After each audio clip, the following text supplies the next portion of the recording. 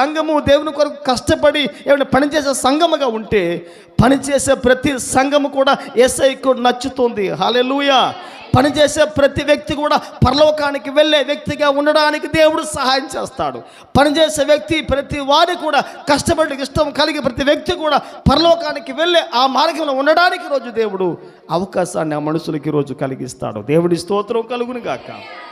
ఈ 4వ కార్యం కూడా రూతు జీవితంలో రూపాంతరము చెందే విధంగా, పరివర్తన చెందే విధంగా, పరిణతి కలిగించే విధంగా తన జీవితంలో ఈ 4 కూడా పనిచేస్తూ వచ్చాయి. దేవుని స్తోత్రం కలుగునుగా. హల్లెలూయా. ఒక విశ్వాసి దేవుని కొరకు ఎప్పుడు కూడా ఆ మోయాబు వంటి పాపాన్ని విడిచిపెట్టే ప్రయత్నం చేయాలి, హత్తుకునే ప్రయత్నం చేయకూడదు. రెండవది, ఒక విశ్వాసి ధైర్యవంతుని